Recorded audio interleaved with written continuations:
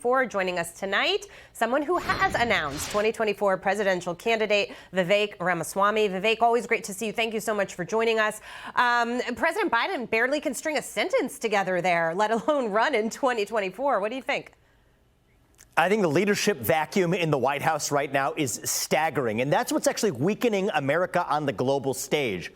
When America fails to lead, that is when Xi Jinping and Vladimir Putin and MBS fill that vacuum. And one of the reasons I'm running for president is to take the America First agenda to the next level, grounded not just in grievance or vengeance, but grounded in moral authority and conviction, including leading on the global stage as a member of a new generation.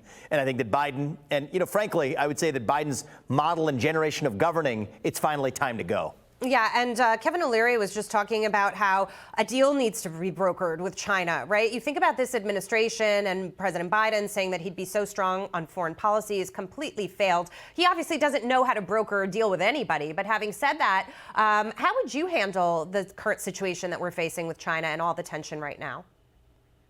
So here's the opportunity we face. China is actually in a vulnerable position. People forget this.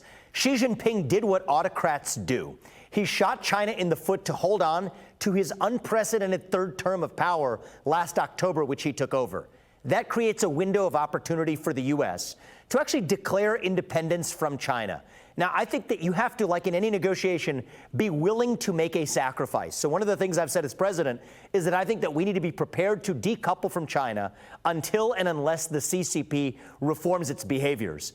But if we're strong on that, then that actually will, I think, be a catalyst for the CCP to abandon its mercantilist practices, IP theft, data theft. I think this is our window to actually strike economically so that we can defeat them economically such that we never have to militarily. That's going to be my model of governing as president. And this is an administration that's essentially tipping the scales in China's favor, basically offering them opportunity after opportunity, and an administration that's using TikTok, which is basically mining our data here in the United States for who knows what kind of purpose later on to promote its message. I just want you to listen to this, Vivek.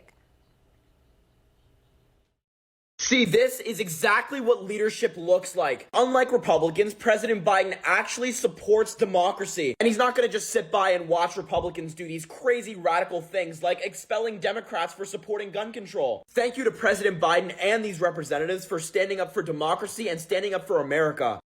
The irony that the White House is using TikTok to send its message out. So this is the Chinese model, to use the Trojan horse, right? Greece would have never defeated Troy militarily, so they used the gift of the Trojan horse instead. That's effectively what China is doing through products like TikTok that addict the American population and then use that to collect data and gain a geopolitical advantage. Unfortunately, the Democratic Party is also addicted to TikTok because it helps them win elections. China understands that. That's why they exploit it. Yeah, and just really quickly while I have you, George Soros-backed DAs across the country essentially destroying the United States as we know it. Crime is running rampant.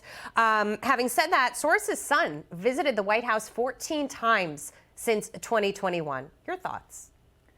This is raw corruption. I think that both the Republican Party and the Democratic Party have railed against corruption. Both parties need to do better. This is crony capitalism at its worst. You write a lot of checks to the Democratic Party to advance their agenda. Guess what? You get undue influence. Democrats used to be the party to say they wanted to keep money out of politics.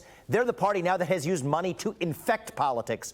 I think the Republican Party has a chance to do better, to say that we will not be the party of crony capture. That is why I'm running as an outsider, because I don't think a member of the professional political class can actually liberate itself from the donor class. The Democratic Party is clearly corrupt. I want to lead a Republican Party that's actually better and independent of those corporate interests. Vivek Ramaswamy, you will be back with us shortly, and we will see you in just a moment for our hot take.